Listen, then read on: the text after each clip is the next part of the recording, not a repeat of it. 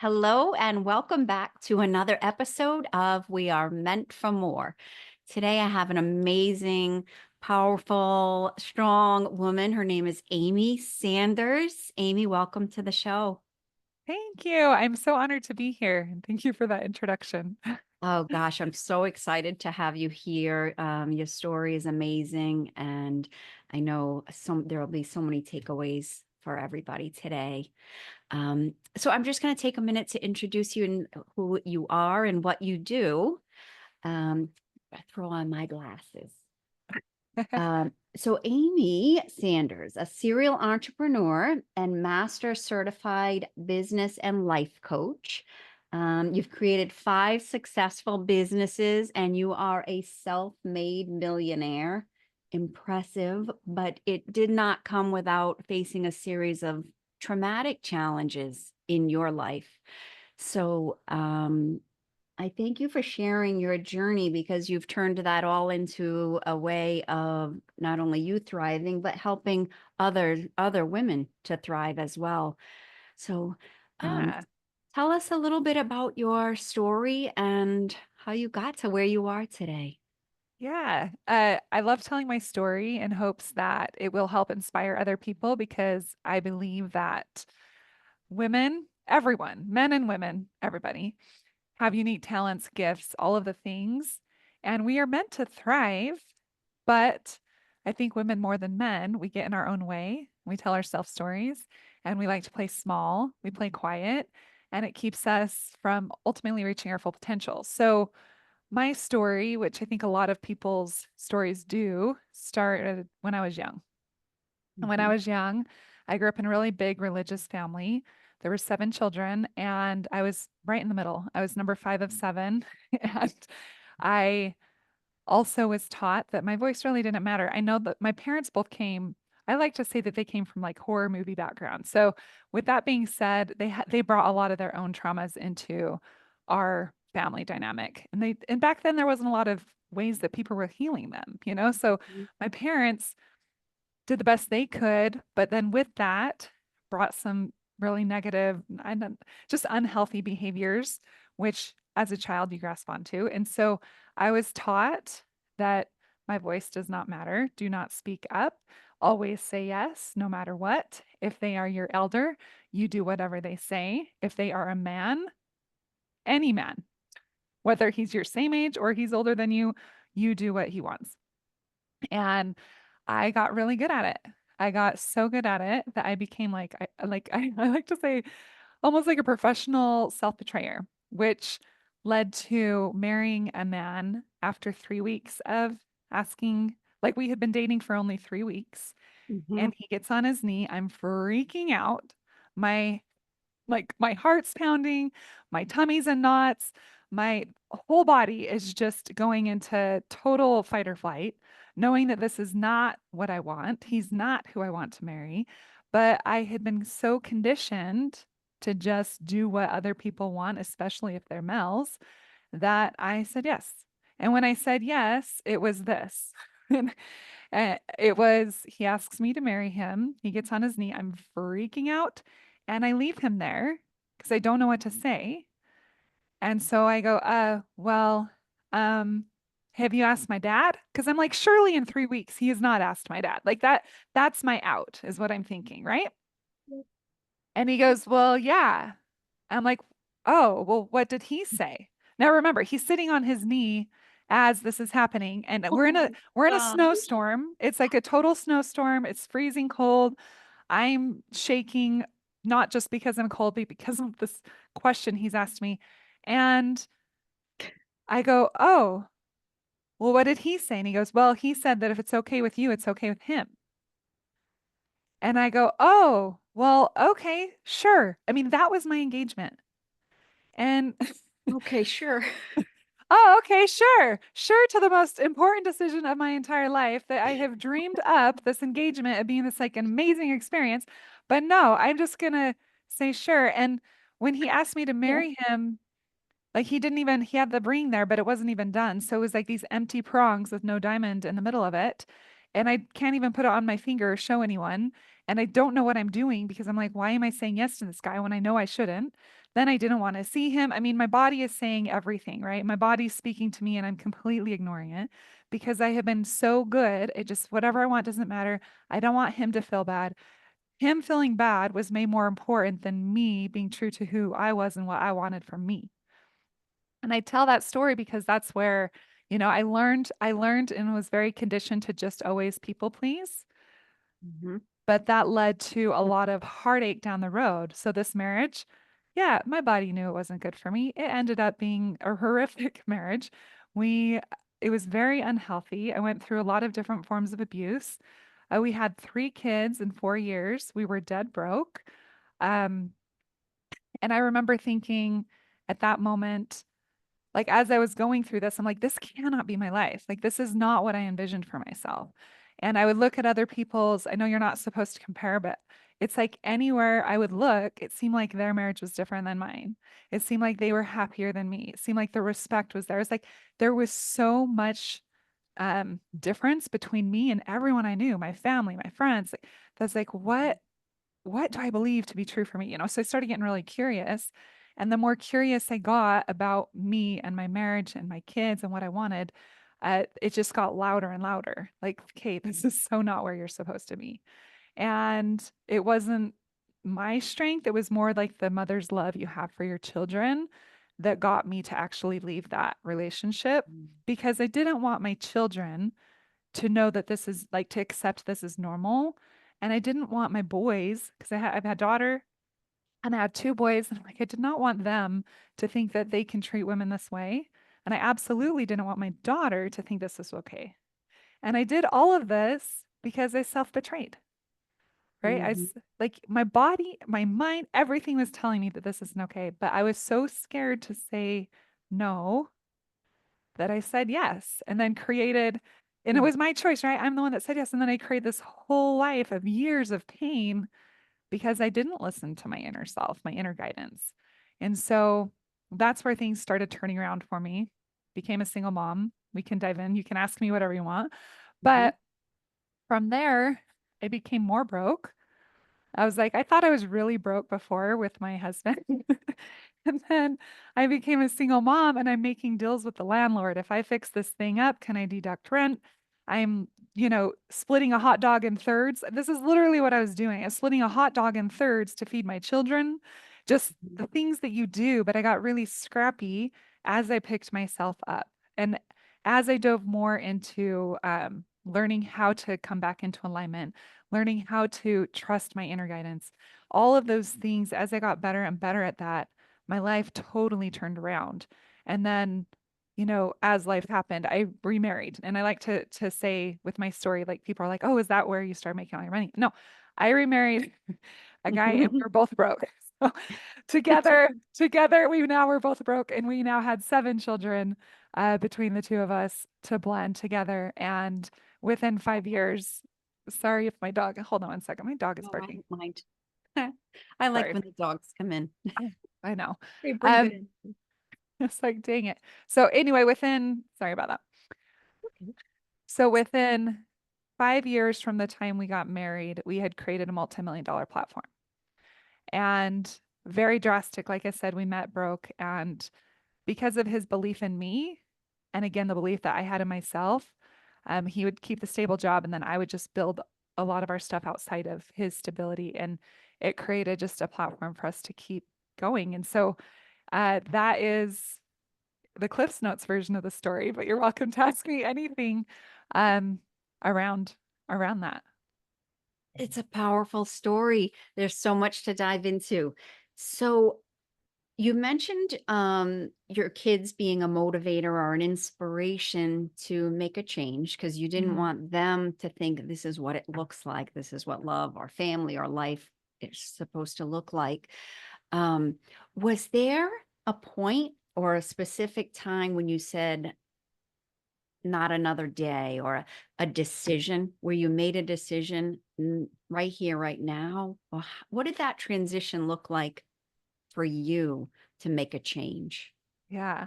I love this question. And it's like a two-part answer, I think. Mhm. At the day where I felt like I could not go on in this marriage any longer, I actually stayed for 5 more years.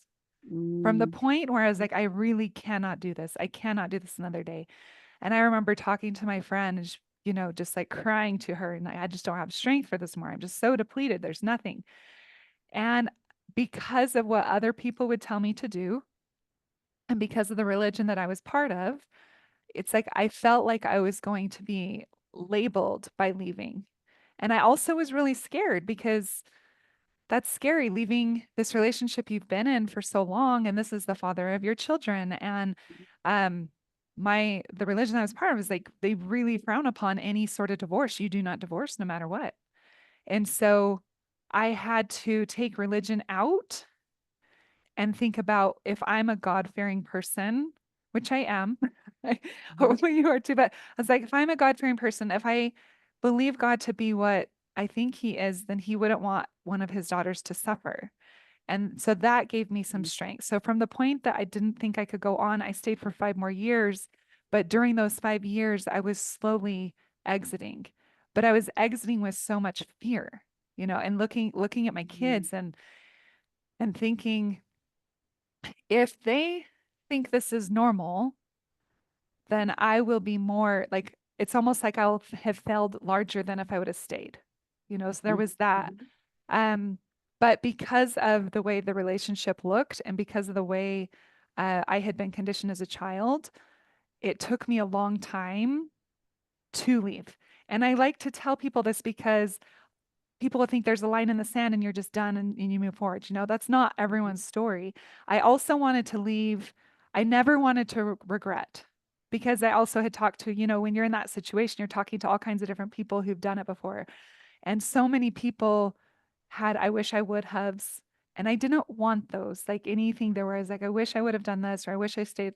I wanted to be so sure about my answer that there was never any going back. And I can say that's how I feel. There hasn't been one day where I regretted leaving, mhm, and I never wanted there to be one. But so the second part of that answer is, when I did make the decision, and I was fine, like when I was finally like, okay, I am doing this, and we separated. And that's also really scary when you have my mhm, kids were my youngest was 3 and my oldest was 7. And mm, so they were really little, and I wasn't making very much money. I was teaching fitness classes. That doesn't go very far, mhm, you know? And and so that was scary. Like, how am I going to provide for not just me, but these little kids? How am I going to deal with like all the backlash that I'm going to get because I'm leaving him, because all of a sudden I'm now like the enemy, mhm, So there's just so much. How am I going to deal with the judgment of people looking at me that I divorced somebody, and now I'm bad because I did that, because that was also something that I was very conditioned to believe. But so when I did, the second time I was like, this is it. I felt so much peace, and I felt there was a burden lifted from my shoulders. And even though it was scary, I felt more alive. And that's when I was like, okay, this is what I'm supposed to do. This is what is right for me, regardless of any kind of conditioning I have, regardless of what I've been told by all of these different people, including my parents. My parents were like, how dare you leave him? You've made mm, commitments to him and covenants to God. And I'm like, okay, but what about abuse? What about, like, how does that fit in? You know? mhm. So once I made that final decision, um, although it was hard, it just was like, yes, this is it. And I felt like there was strength in that. Sure. Thanks for sharing all that. It's such a common theme, particularly, as you said, amongst women, the people pleasing, and to the extent that we just don't listen to our own intuition, and Mhm. it allows us to be inauthentic and just not congruent with what we really want or what we know is right for us. Um, so how did so now here you are, a single mom, you're with your 3 kids, Mhm. and how did you get from there to now being a successful entrepreneur with 5 businesses and a self-made millionaire, whereas previously you described yourself as a, a broke single mom. And this is so important because there's people out there that are that person right now, and Mhm. it feels hopeless and it Mhm. feels like that's great for her. She can do that, but I could never do that. But there Yeah. was a time when you were there. So Yeah. it's so helpful to hear this piece right here, how you did turn things around. And you also pointed out already that it wasn't overnight. It wasn't like you made this snap decision and I'm out, turn life around. And what did the process look like where you were able to believe that you could be more? Yeah. I think there's always been a burning desire in my heart that I was more. I was like, no, it's there, but I had gotten so used to not listening to it, especially like the engagement story, like I like to talk about, that the very first thing I did was truly asking myself what I wanted, not from a place of selfishness, but from a place of discovery, because I was so good at not even knowing what I wanted or doing what everybody else wanted. I wouldn't even make a meal that I liked. I made a meal that my husband liked, that my kids liked. Like everything was about everybody else, and I was a fitness instructor and I was actually really good at it. I packed the room. People would, have to sign up in advance to take these classes. And I would come in there and I would, be teaching to 50 plus people at a time, motivating them, making them feel like they're amazing. And my life on the inside was a disaster, like Mhm, these people would have no idea that this like inspiring fitness instructor's life is in crumbles. And so, um, being a fitness instructor, this is not, not everyone has this opportunity, but seeing that I could inspire those people regularly while they had no idea what was going on behind the scenes mhm, gave me strength, because I saw, although, the things that I was being told behind closed doors were awful, I would go in and motivate all these people and they saw me differently. And mm, so there was like a very big contrast there where I was like, okay, who do I believe? What do I believe to be true for me? So it's tons and tons of self discovery initially. Like, what do I like? Do I want to go to that dinner tonight? Do I want to get up early to give myself my own workout? I mean, like really basic questions. mhm, What fuels my soul? What makes me feel good? Certain types of music really light me up. And so why don't I do more of those? So it's like truly listening to what my soul wanted and giving that to my soul, which would then feed more, would give me more power, more strength. And the mhm, more that I did that, and I've always been a big dreamer, but I didn't think like I always wished I could have a big house with a pool in the backyard. I was like, but that sounds like a really big goal. Like, will I ever be able to get there? And when I was a single mom, I used to think, I wish I could put my kids in extracurricular sports, and it would be amazing if I could put them into like the competitive ones, the ones that are more expensive. But that did not seem like that could ever happen for me. Now it's all there. We do mhm, all those things now.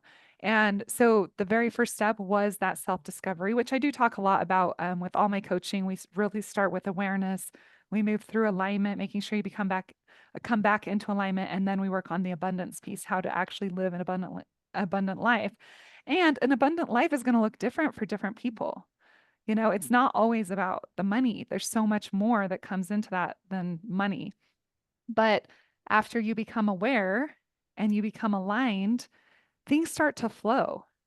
mhm, And the law of attraction, I'm so glad it's becoming mainstream now because it's a real thing. It's like if we align our energies with what we truly want, then we attract more of what we truly want. And if we actually like say think believe that we can, belief is the very first step. Like, do we believe this can be true for us? And then we do the steps, then anything gets to be true for us. And that's what happened with me. I married a guy that is such a better match for me than anyone that I've ever dated before. mhm, And that was amazing. And then with him and I, we're like, okay, what do we want to create? And so we did start going to work. We now live in this amazing, beautiful, multi-million-dollar home. We do have this swimming pool in the backyard. The kids are in the sports, but that's just a piece of the type of life that we're living. And how you do that. Like as far as like the nuts and bolts behind the scenes, I'm a huge believer in multiple streams of income, which is why I own multiple businesses. So at mhm, any given time, different things are bringing in different income, you know? So I created a dance and fitness studio. That was the first thing that I did once I was married to my husband. And now I have a manager that runs that, but that still brings in an income. We own Mhm. multiple rental properties now. So as money would come in, we would then invest it into rental properties. And now those are making money for us, you know? So it's just being open to what is the pathway that you want to go.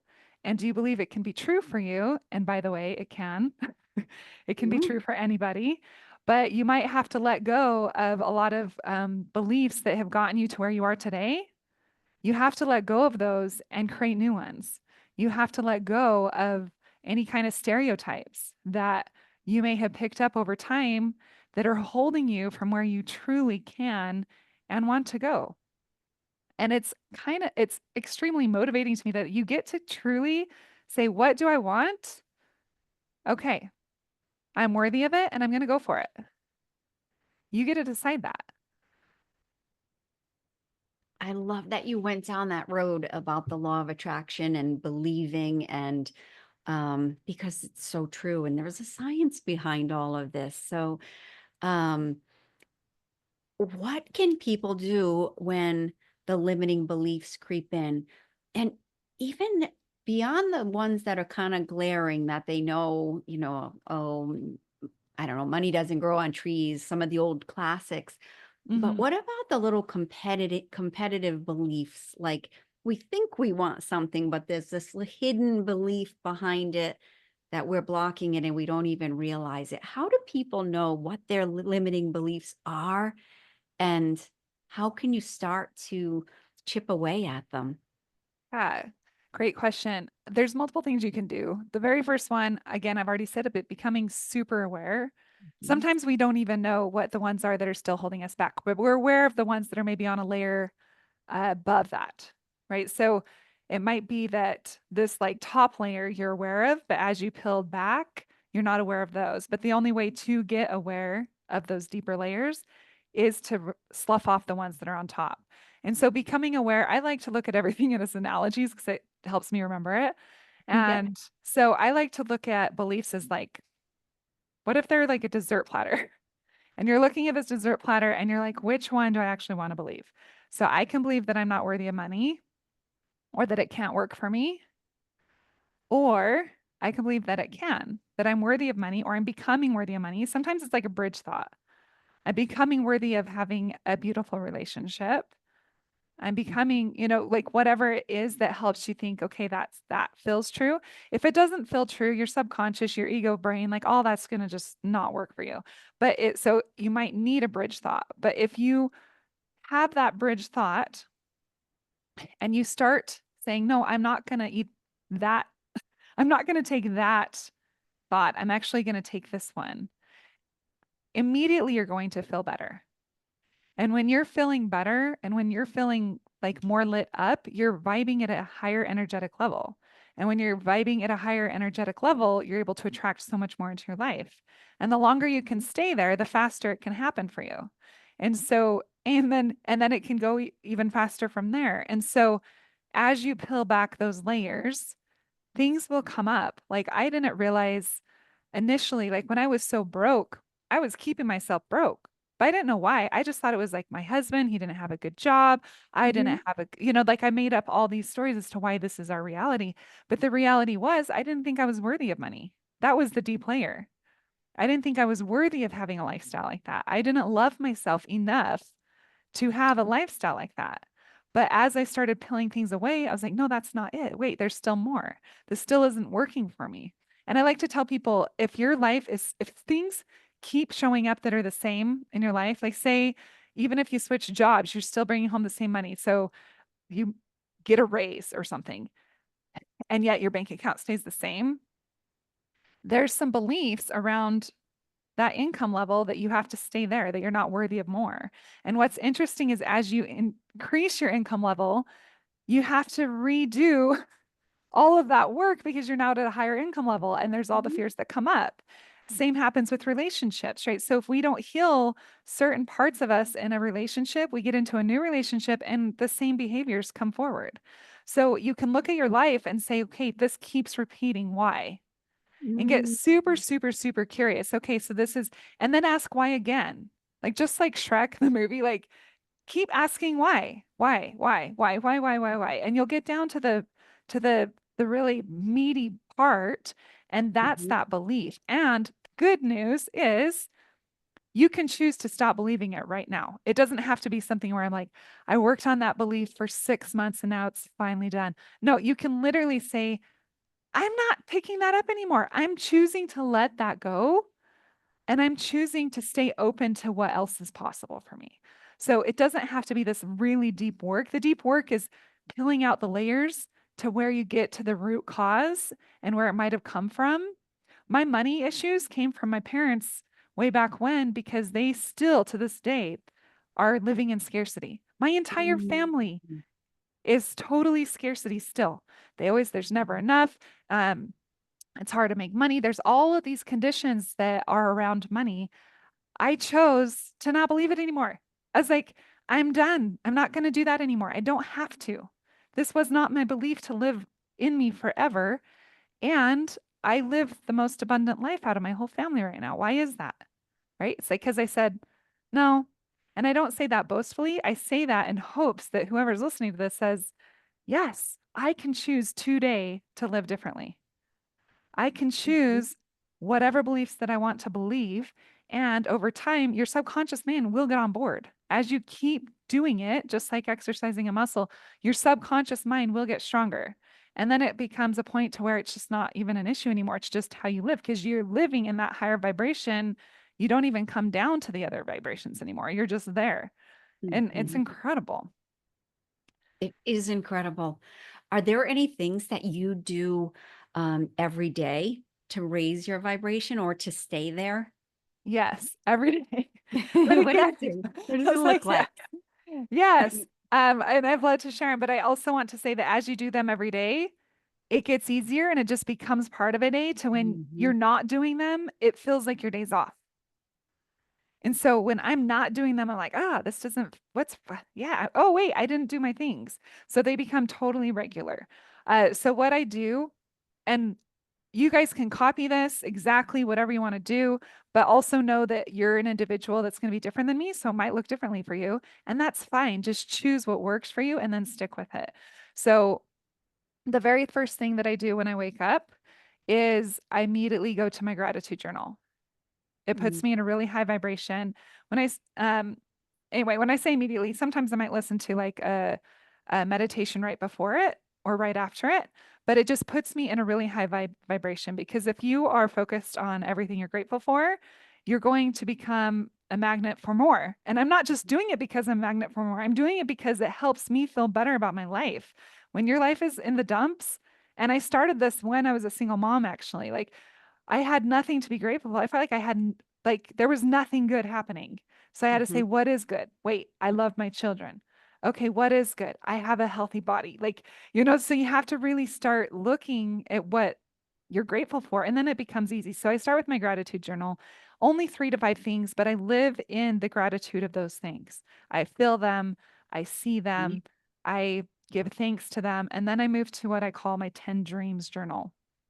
My mhm, 10 dreams journal is another form of manifesting where I stay in the present tense of what I am working towards, but I'm saying as if I have it now. mhm. And there are 10 things. And as I hit one, then it goes off and I add another one, right? But I stay on those 10 things of the things that I'm wanting in my life. And one of the things that I'll share with you, it has nothing to do with has everything to do with how I want to show up for my kids. Nothing to do with like a material thing or anything else, but it's about I am a present, kind, and loving mom in my kids' life every single day. And as I'm saying that every single day, I've seen myself become an even better mom to those kids. That Mhm. is a dream that I have forever. That thing sticks on that 10 dreams journal always because I never want that to change. And one time it'll also be grandkids, right? So that is one of them. The next thing I do is I give myself a workout, whatever that is. It might be a run, it might be yoga, it might be weight training, but I make sure that I move my body. After I move my body, I read 10 pages out of a good book every single day. And that's how I start my mornings every single day. And when I do that, everything else in the day just works so much better. And so, but if you look at that, I'm stimulating my mental, my emotional. I'll read something spiritual as well. I didn't put that in there, but I'm Mhm. hitting everything that has to do with your body, spiritually, emotionally, mentally, physically, which sets you up for success. So that's what I do. So good. So good. It's a powerful practice.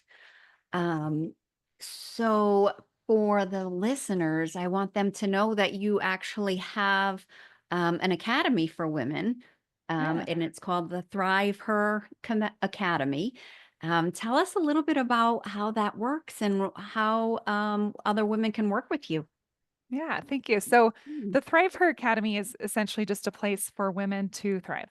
So I created it wherever you're at in your journey, whether you're an entrepreneur or you're a stay-at-home mom, but you're loving just becoming a better version of you.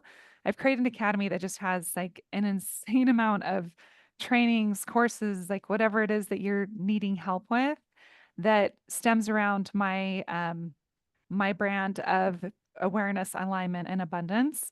And Mm. so it's academy where we meet every single week, where we do coaching. There's different tiers of the academy that you can join, but ultimately it's a space where you can find like-minded women like you while also being coached by me and other amazing women so that you continually thrive and that you can reach those goals, reach those dreams that seem like they're far out there, but they're actually not. So it's helping you become in alignment with who you truly are so that you can totally thrive, and it's fun too because I like to have fun, so we make it fun.